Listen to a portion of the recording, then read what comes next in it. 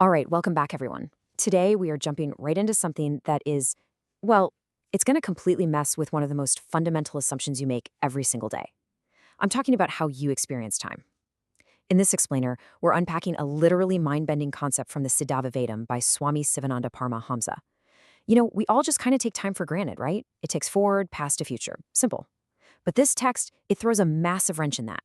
It proposes something absolutely radical, that we've got the flow of time completely 100% backwards. Okay, let's dive into this because I need you to do me a favor. Just for a minute, forget everything you think you know about how a clock ticks or how your life unfolds. I mean, really ask yourself, does time actually flow from the past through the present and into the future? I know, it feels like basic common sense. But as we're about to see, common sense might just be a pretty massive illusion. So, Section 1, the illusion of time. Questioning the conventional flow. To really wrap our heads around this paradigm shift, we've got to look at how the Siddha Vedam sets the stage. The whole thing is framed as a conversation between a teacher and a disciple, with the disciple basically standing in for you and me and our everyday assumptions. Think about our conventional timeline here, complete with the Sanskrit terms. We totally buy into this linear idea, right? It starts with bhuta, the past, stuff that's already over. Then vartamana, the present moment, right now.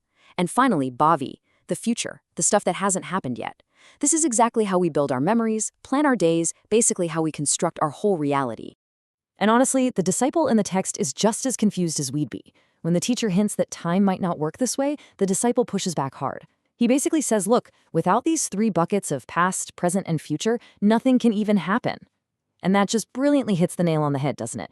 It shows how rigidly we rely on this framework. We literally cannot even imagine existing without it. Which brings us to Section 2, Reversing the Timeline, the teacher's book experiment. Okay, this is where the explainer gets really fun, because instead of hitting us with some dense cosmic theory, the teacher uses a super simple, practical thought experiment. Think about just picking up a book. Let's walk through the exact steps. First, the teacher points at a book and says, "What am I about to do?" Well, he intends to touch it. He's gearing up to move. The disciple agrees this state of impending motion is bhavi, the future. Step 2, the teacher actually reaches out and grabs the book. The action is actively happening. That's vartamana, the present. And step 3, he's just holding the book. The action is done, finished. That completed state, that's bhuta, the past. Wait, do you see what just happened there? The action didn't start in the past. It actually started with the future intent, became the present action, and ended up as a past result. Crazy, right? When you look at this side by side, it's a total game changer. I mean, we always think the past pushes us into the present, which eventually leads to the future. But the teacher just logically proved that time actually flows backwards. Every single thing you do starts with bhavi, the future, the intent. Then it manifests as vartamanam, the present action, and finally it crystallizes into bhutam, the past, the finished result. So what actually is the future then? According to this text, Vavi is fundamentally defined as motion, movement. Think about it. Without motion, you can't see, hear, or do anything at all. If you want to stand up, you have to physically move.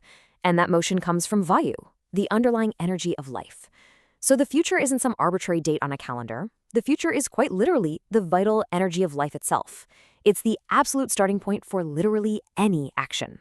Let's move on to Section 3, Energy, Mind, and Body, Building the Human Experience. All right, now that we've tackled this wild abstract idea of time flowing backward from intent, we need to see how it physically builds our human experience. This table maps it out perfectly. Check out the top row. The future, or bhavi, is our life energy, and it has this preserving sattva quality. Now, this energy gives rise to the present, or vartamana, which is actually our mind, that active, creating rajas quality. And what exactly does the mind create? Look at the bottom row. It creates the past, or bhuta, which is our physical body, the finished result, also called jada. Energy creates mind, mind creates body. Future creates present, present creates past. Everything flows downstream from the future. So, the really crucial takeaway here is this. Your physical body is literally a past creation. It's just a finished product born from the present workings of your mind, which is fueled by the future energy of life. No vital energy, no mind. No mind, no body. It's that simple. And that leads us into Section 4, the birth of the ego, the origin of I. This is where things get really deep. We have to ask, where does our sense of self, that profound feeling of I, actually come from? Well, let's break down the cosmic math happening here. It all starts with the collision. When the mind, with its active creating rajas quality, combines with vayu, that life energy, with its preserving sattva quality, bam! That spark originates the I. The text calls this ahamkara, and your physical body just becomes the embodiment, like the outer shell, for this ego. Because the body is just a creation of ahamkara, every single thing we see, hear, or experience out in the world is just the working of this mind. So ahamkara is the ego. It's the root of all externalized action. Now, what's genuinely fascinating about this is what it implies for our reality. Everything we perceive around us isn't just some objective truth, it's a projection. It's an extension of this ahamkara. The mind is doing the work, the present, but the root cause of all of it is that forward, driving life energy, the future.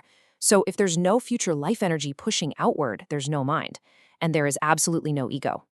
Which brings us to our final part, Section 5, Transcending the Time Trap, Obliterating the Time Sense. Okay, up until now, we've basically been describing a trap, right? This constant, exhausting outward flow of energy that creates the mind, the ego, the body, and the illusion of time. But the text actually gives us a way out. Think about when you're in a deep sleep. You have absolutely zero concept of past, present, or future, do you? Time just vanishes. Why? Because your energy isn't flowing outward. When your mind is externalized, pushing out into the world, it gets trapped in that continuous flow of time driven by bhavi. But when the mind is internalized, specifically concentrated in what the text calls the Brahmadin, that time sense is completely obliterated. The whole illusion just shatters. And shattering that illusion, that's what the text calls kaivalya, salvation or self-realization. See, this energy of life is essentially a vibration of the true self, the Brahman. It goes by a bunch of names, Bhavi, Maya, Shakti. But the ultimate conclusion of this explainer is this. If we can take that outward flow of Shakti, the energy that's constantly creating our present and our past, and instead pull it back inward, merging it with the real self, we attain salvation. We literally free ourselves from the entire construct of time. So I really want to leave you with this thought. We spend so much of our lives agonizing over the past and stressing out about the future, right? We just assume we're victims of this clock that's ticking uncontrollably forward. But what if the Siddha Vedam is right? If time actually originates from your own life energy pushing outward into action, what happens to your reality when you stop externalizing your mind, pull that energy inward, and transcend time itself? Definitely something to chew on. Thank you so much for exploring this fascinating text with me, and I'll catch you in the next explainer.